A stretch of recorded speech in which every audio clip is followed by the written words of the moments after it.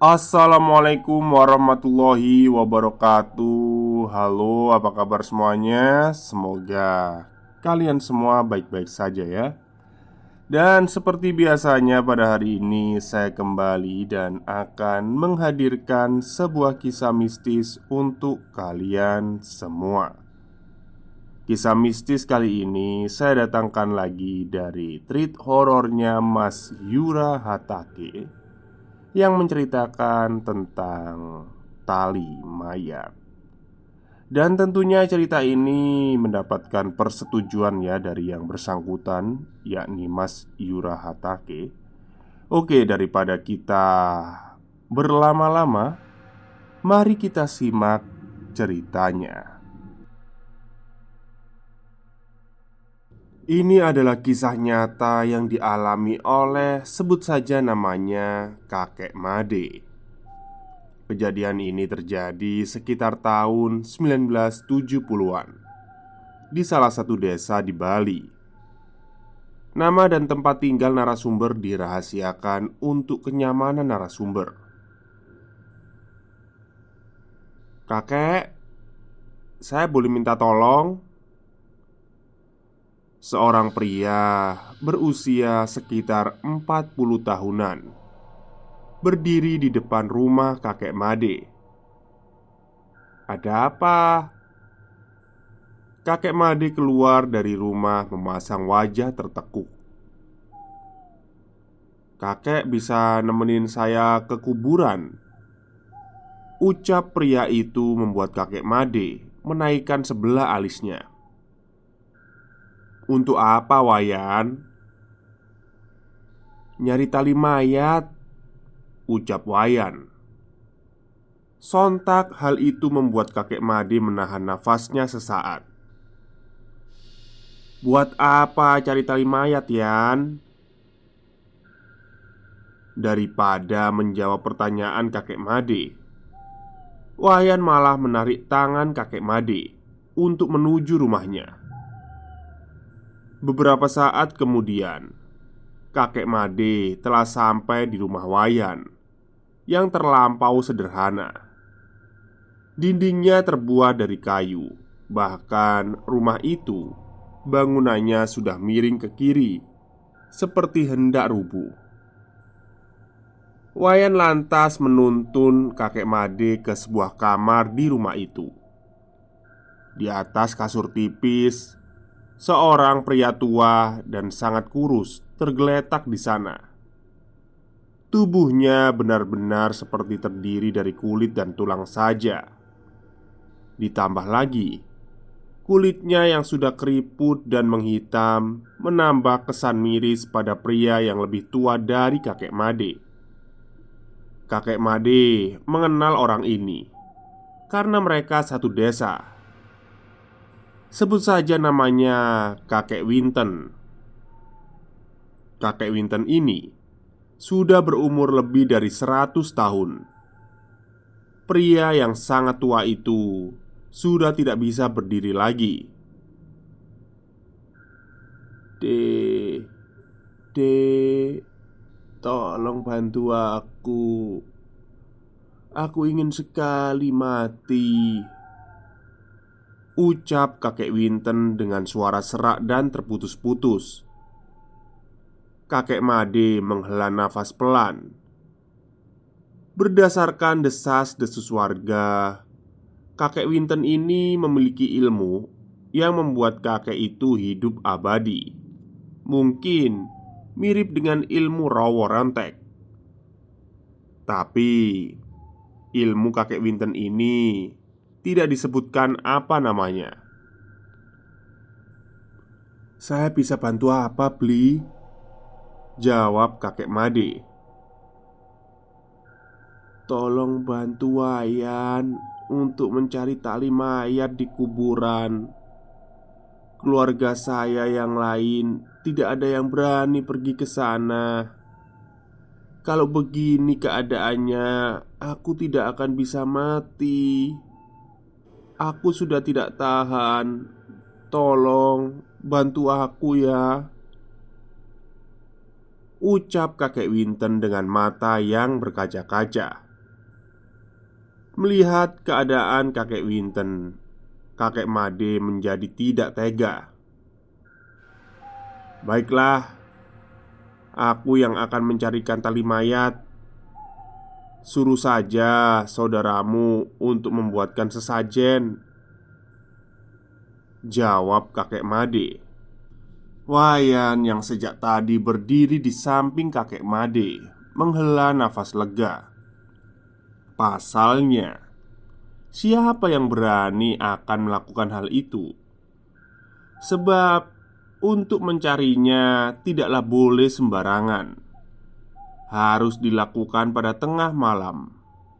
Bayangkan saja jika kamu penakut, kekuburan tengah malam adalah hal yang sangat mengerikan. Apalagi di kuburan sana, kau akan menggali kuburan dan mengambil tali mayat yang terbuat dari bambu. Setelah persiapan sesajen sudah lengkap, malam itu juga kakek Made dan dua orang saudara dari kakek Winten menemani kakek Made ke kuburan. Tepat tengah malam, kuburan di desa sekitar tahun 70-an masih berbentuk hutan yang lebat. Ada 3 pohon beringin yang sangat besar di tengah-tengah kuburan. Kemudian, ketika akan masuk kuburan, kita harus berjalan sekitar 100 meter untuk mencapai daerah kuburan inti. Kakek Made, Wayan, dan Kadek berdiri di depan pintu masuk kuburan yang gerbangnya terbuat dari anyaman bambu. Masing-masing tangan mereka ada obor. Kakek Made membawa sesajen dan Kadek membawa cangkul.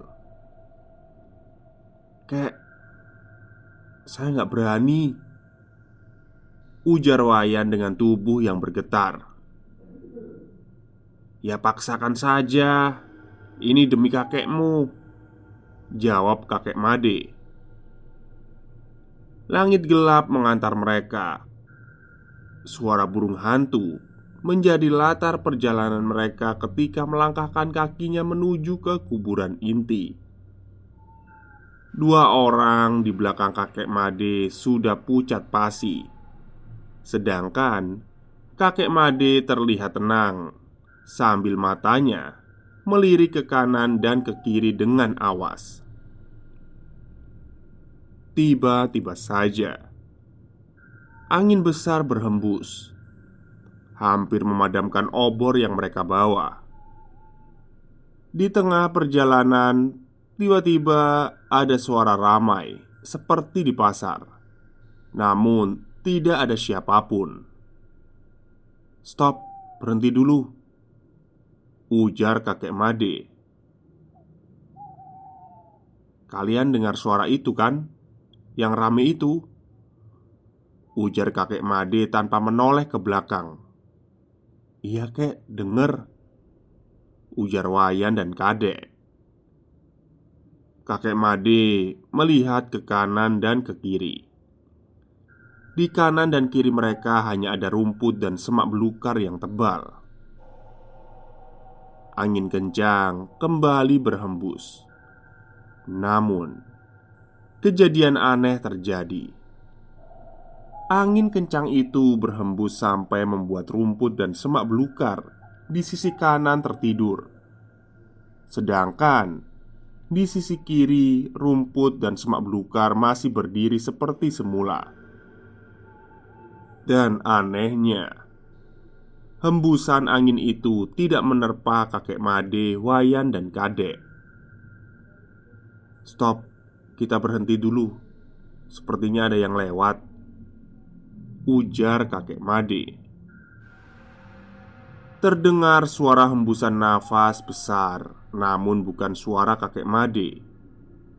Setelah angin aneh itu lewat, mereka baru berani untuk berjalan kembali. "Kalian jangan menanggapi suara makhluk tak kasat mata itu ya. Fokus berjalan supaya kita cepat sampai dan selesai," ujar kakek Made. Mengetahui kalau Wayan dan Kadek berbisik perihal suara-suara aneh yang mengikuti mereka. Beberapa saat kemudian, mereka sampai di salah satu pohon beringin yang menaungi kuburan itu. Pohon beringin dengan daun yang sangat lebat, sampai tidak bisa mengintip langit dari bawah. Akar-akar gantungnya menggelitik kepala mereka bertiga. Hanya ada cahaya obor. Suasana begitu mencekam. Suara burung hantu semakin keras, dan yang membuat mereka terganggu adalah aroma busuk yang tercium. Kakek Made lantas berdiri di samping salah satu kuburan. "Kesini, haturkan sesajen dulu, Yan," ujar kakek Made. Mereka langsung duduk bersila di depan salah satu kuburan, menancapkan obor di tanah, menaruh sesajen di atas kuburan, lalu berdoa minta izin untuk mencari tali mayat, guna dijadikan sebagai istilahnya itu obat untuk kakek Winten. Ketika mereka berdoa, mereka kembali mendengarkan suara-suara bisikan. Tapi suaranya tidak terdengar jelas. Angin menerpa. Gesekan-gesekan akar gantung beringin membuat mereka bergidik ngeri. Setelah selesai berdoa, "Kadek, mana cangkulnya?" kata kakek Made mengulurkan tangannya. Kadek langsung menyerahkan cangkul itu. Wayan dan Kadek seharusnya membantu. Akan tetapi, tubuh mereka bergetar hebat dan ketakutan. Alhasil, hanya kakek Made saja yang mencangkul hingga gulungan tikar yang terbuat dari pandan kering itu terlihat. Aroma busuk langsung keluar dari liang kubur itu. Kakek Made menahan nafasnya, lalu segera mencari tali yang mengikat gulungan tikar berisi mayat itu. Wayan dan Kadek langsung mengulurkan tangannya dan menarik kakek Made keluar dari liang kuburan. Kakek Made memasukkan tali mayat itu ke dalam sakunya. Lalu Wayan membantu untuk menutup kembali kuburan itu. Ketika pulang, mereka tidak mendapat hambatan atau gangguan lagi. Sampai di rumah Wayan, salah satu keluarga Wayan langsung mengambil air satu gayung dan melemparkan air itu ke atap rumah. Wayan, kakek, dan Kadek langsung membasahi diri mereka dengan air yang menetes dari atap itu. Menurut kepercayaan di desa itu, air dari atap itu bertujuan untuk mengusir makhluk halus yang sekiranya ikut saat kita datang dari kuburan. Setelah itu, kakek Made dan Wayan langsung masuk ke kamar kakek Winten. Dan saat itu juga, kakek Made menumbuk tali mayat itu, kemudian dimasukkan ke dalam segelas air.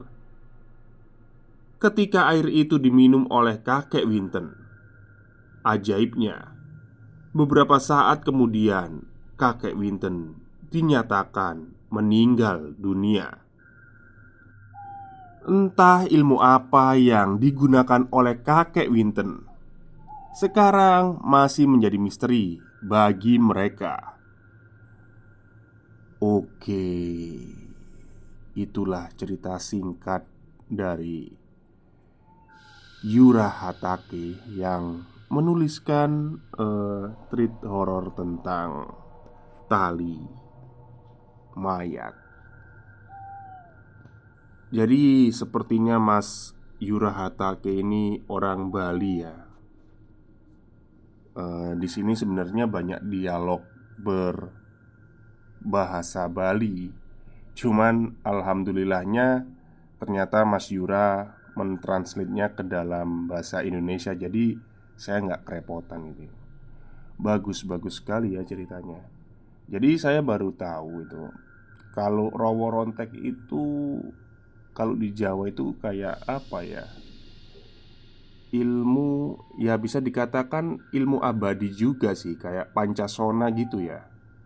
Jadi meskipun kita ditembak itu nggak bakal mati, kecuali itu ada pengapesannya. Pengapesannya itu kayak